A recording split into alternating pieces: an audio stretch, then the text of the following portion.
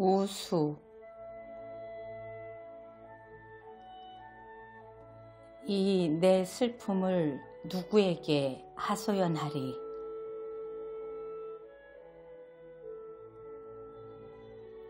황혼이 드리웠다. 방금 불 켜진 가로등 옆으로 한방눈이 춤을 추며 내린다. 지붕이며 말잔등이며 어깨 모자 위로 얇고 포근하게 눈이 내린다.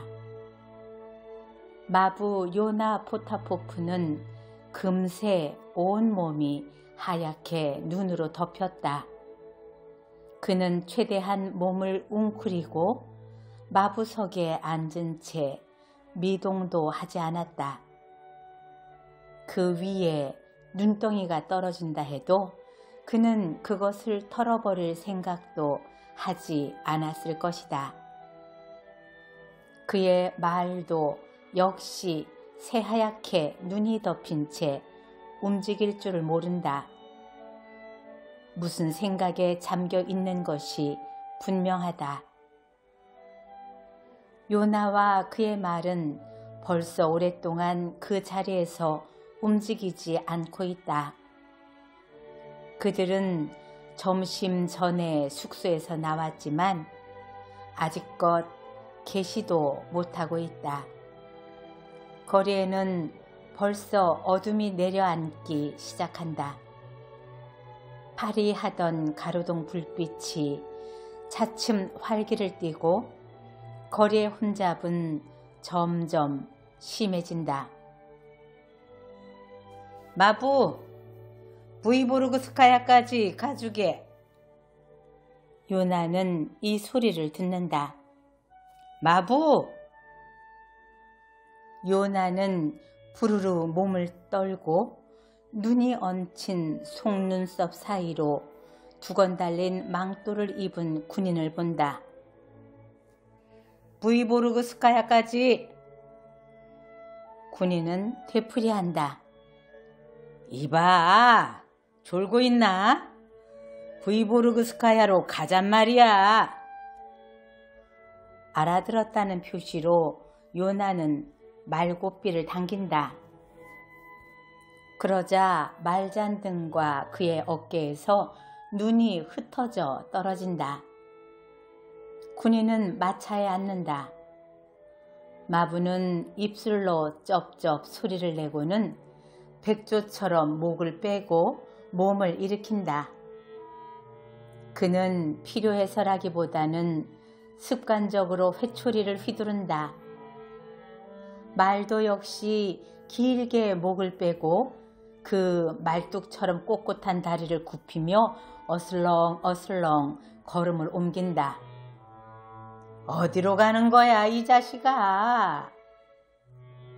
처음에 요나는 앞뒤로 오가는 군중 속에서 이런 고함 소리를 듣는다.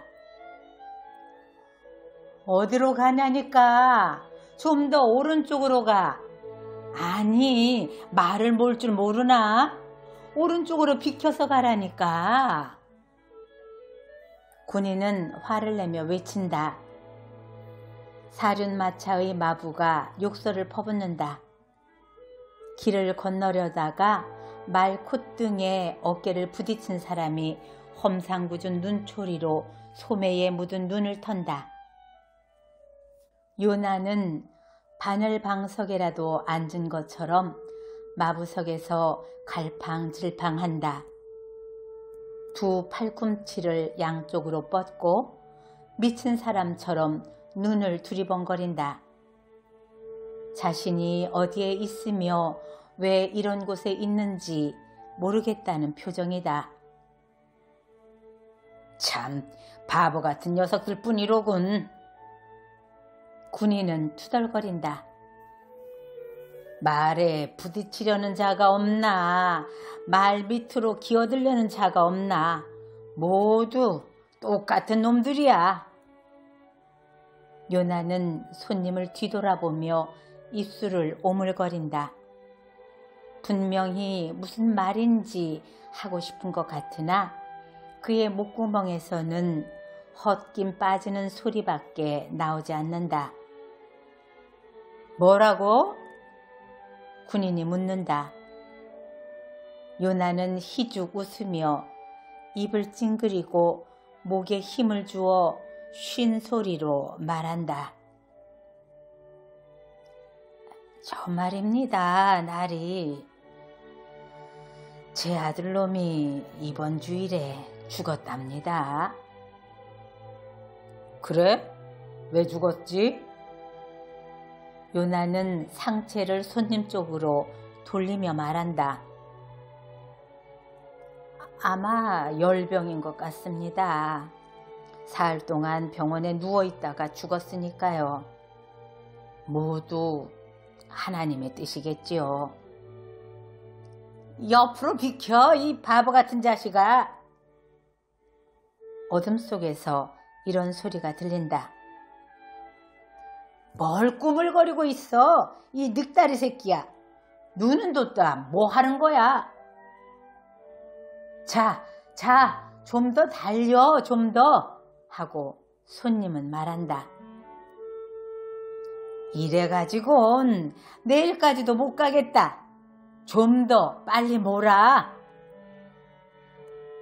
요나는 다시 목을 고추 세우고 몸을 일으키고는 힘있게 회초리를 휘두른다. 그리고 나서 몇 번이나 손님 쪽으로 눈길을 보내지만 손님은 눈을 지그시 내리감고 있다. 별로 듣고 싶지 않은 표정이다. 브이보르그스카야 거리에서 손님을 내려놓은 후 음식점 옆에 마차를 세우고 마부석에 올라앉아 또다시 움직이지를 않는다. 축축한 눈송이는 다시금 요나와 말을 새하얗게 뒤덮어버린다. 1시간, 2시간, 시간은 계속 흐른다. 불안스럽게 덧신 소리를 내며 큰 소리로 고래고래 소리를 지르는 3명의 젊은이가 요나에게 왔다. 그중 2사람은 호리호리하게 크고 나머지 1사람은 난장이 꼽추다. 마부, 경찰교까지! 곱추는 째지는 듯한 목소리로 외친다. 3사람에 20꼬페이카를 주지. 20꼬페이카는 너무 싼 값이지만 그는 가격 같은 것에는 상관하지 않는다. 1루블이든 5꼬페이카든 그에게는 마찬가지다. 손님만 있으면 되는 것이다. 젊은이들은 이리저리 밀치고 욕설을 주고받으며 마차의 좌석으로 올라간다. 그들 중 2사람은 앉고 1사람은 서야 한다. 좌석이 좁기 때문이다. 옥신각신 논쟁 끝에 가장 작다는 이유로 꼽추가 서게 되었다. 자, 가자! 곱추는 자리를 잡고 서더니 요나의 뒤통수에 대고 찢어지는 소리로 외쳤다. 갈겨봐, 영감! 도대체 그 모자는 뭔가? 빼떼르부르크로 모조리 뒤져도 그보다 형편없는 모자는 찾지 못할걸?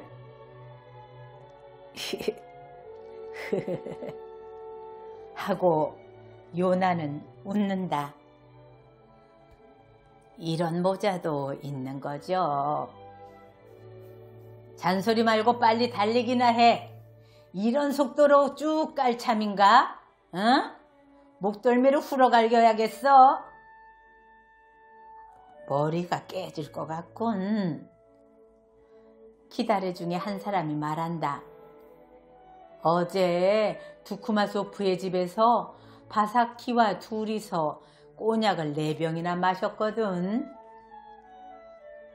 거짓말 좀 작작해. 하고 또 1사람의 키다리가 큰 소리로 말한다. 정말이라니까. 정말이라고? 차라리 이가 기침을 했다면 내가 믿어주겠다. 요나는 웃는다. 재미있는 분들이시네. 빌어먹을 하고 꼽추는 화를 낸다. 이봐 영감, 말을 달리긴 달리는 거야. 이렇게 달리는 법이 어디 있어? 채찍으로 힘껏 풀어 갈겨. 좀 더 달리라고. 요나는 자기 등 뒤에서 꼽추의 몸과 음성이 떨리는 것을 느낀다. 그는 자기에게 퍼붓는 욕설을 들으며 손님들을 보는 동안 그의 고독이 점점 사라져가는 것을 느낀다. 꼽추는 욕설을 퍼붓다 목이 잠겨 콜록콜록 기침을 한다. 두 키다리는 페트로브나라는 어떤 여자에 대해서 이야기를 시작한다. 요나는 가끔 그들을 돌아본다. 잠시 그들의 말이 끊어진 틈을 타서 그는 다시 중얼거린다. 이번 주일에 제 아들놈이 죽었습니다. 아, 사람은 모두 죽기 마련이야. 꼽추가 말한다. 그는 기침을 한 뒤 입가를 닦으며 헐떡이는 소리로 말한다. 자, 말을 좀 더 빨리 몰아. 이보게들, 이렇게 계속 간다면 난 도저히 참을 수가 없어.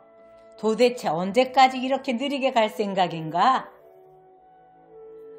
영감한테 기합을 좀 넣어. 목덜미를 후려 갈기라고. 아니, 이 영감이 말을 듣는 거야, 먹는 거야?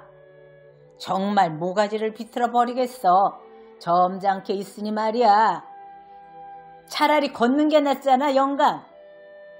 듣고 있는 거야? 우리 말을 무시할 작정인가? 하고 요나는 웃는다. 재미있는 날이들이셔. 부디 건강들 하시오. 마부, 자네 마누라 있나? 기다리 중에 한 사람이 묻는다. 저 말인가요? 제 마누라는 축축한 땅 속에 있습지요. 무덤 속이란 말입니다. 아들놈도 죽었는데 저만 살고 있지요. 이상한 일이에요. 아마 저승사자가 잘못 찾아온 거죠. 저한테 올 걸 아들놈한테 갔으니 말입니다. 요나는 아들이 어떻게 죽었는지를 설명하려고 뒤를 돌아다 본다. 이때 꼽추가 안도의 숨을 쉬며 목적지에 닿았다고 말한다. 20코페이카를 받아 쥔 다음에도 요나는 한참 동안 어둠 속으로 사라진 주정뱅이들을 바라보았다. 그는 다시 외톨이가 된다. 그리고 정적이 찾아온다. 한동안 잠잠했던 고독과 우수가 다시금 한층 강력하게 가슴을 저민다. 요나의 눈초리는 양쪽 인도를 오가는 군중 위를 불안하게 더듬는다. 몇 천이나 되는 이 군중 속에서 내 이야기를 들어줄 사람이 단 한 사람이라도 있을까? 그러나 군중은 요나에게는 눈길 한 번 주지 않고 모두들 바쁘게 걸어가고 있다. 우수는 한없이 크고 깊다. 요나의 가슴에 가득히 흘러넘치는 우수를 밖으로 쏟아버린다면 온 세상에 흘러 넘치고 말리라. 그런데도 그 우수는 겉으로는 보이지 않는다. 그것은 대낮에 불빛을 들이대고도 볼 수 없는 작은 껍데기 속에라도 꼭꼭 숨어 있는 것은 아닌지. 요나는 가만히를 든 머슴에게 말을 걸어보리라 생각한다. 여보게, 지금 몇 시나 됐지? 하고 그는 묻는다. 9시가 지났어. 그런데 뭐 때문에 이런 데서 서 있는 거야? 빨리 집에 가지 않고. 요나는 몇 걸음 물러나 등을 굽히고 우수에 온몸을 내맡긴다. 그는 사람에게 말을 건다는 것이 소용없는 일이라고 생각한다. 그러나 5분도 채 지나지 않아 몸을 곧게 세우고는 마치 날카로운 아픔이라도 느끼듯 머리를 흔들고는 고삐를 잡아당긴다. 그는 더 이상 참을 수 없었던 것이다. 그래, 숙소로 돌아가자 하고 그는 생각한다. 그래, 숙소로. 말도 그 마음을 아는지 빠르게 달리기 시작한다. 1시간 반쯤 뒤에 요나는 크고 더러운 난로 곁에 앉아있다. 마루바닥이나 벤치 위에서 사람들이 코를 골며 자고 있다. 공기는 숨이 막힐 정도로 답답하다. 요나는 몸을 극적이면서 이렇게 빨리 숙소로 돌아온 것을 후회한다. 귀리값도 못 벌었네 하고 그는 생각한다. 그러니까 이렇게 마음이 우울하지. 자기 일을 잘하는 사람은 배를 골지도 않고 말도 배불린 먹이니까 언제나 마음이 편할 수밖에. 한쪽 구석에 있던 젊은 마부가 일어나더니 졸린 듯한 목소리로 중얼거리며 물통 쪽으로 걸어간다. 목이 마른가? 하고 요나는 묻는다. 예, 갈증이 나서요. 그럼 실컷 마시게. 그런데 젊은이, 내 아들놈이 죽었다네. 자네 들었나? 이번 주일에 병원에서 말이야. 세상에 참. 요나는 젊은이가 어떻게 나오는지 보려고 하지만 젊은이는 이미 아무런 반응도 없다. 젊은이는 이불을 머리 위까지 푹 뒤집어 쓴 채 이미 잠들었다. 노인은 한숨을 쉬고 몸을 극적극적 한다. 젊은이가 물을 마시고 싶었던 것처럼 그는 누군가와 말을 하고 싶다. 아들이 죽은 지 일주일이 지났는데도 그는 아직 누구에게도 아들의 말을 마음껏 하지 못했다. 말하려면 모든 걸 털어놓아야 한다. 어떻게 병에 걸렸고 어떤 고통을 겪었으며 죽기 전에는 뭐라고 말했는지, 또 죽을 때는 어떠했는지 이 모든 것을 말하지 않으면 안 된다. 장례식 광경과 죽은 아들의 옷을 찾으러 병원에 갔을 때의 일까지 말해야 한다. 시골에는 딸 아니시아가 남아있다. 그 딸에 대해서도 말해야 한다. 그렇다. 지금 하고 싶은 말은 얼마나 많은가. 이 말을 듣는 사람은 깊은 한숨을 몰아쉬며 가슴 아프게 생각할 것이 틀림없다. 상대편이 여자라면 더욱 그럴 것이다. 여자라면 가령 아무리 바보라 해도 단 2마디에 벌써 울음을 터뜨리고 말리라.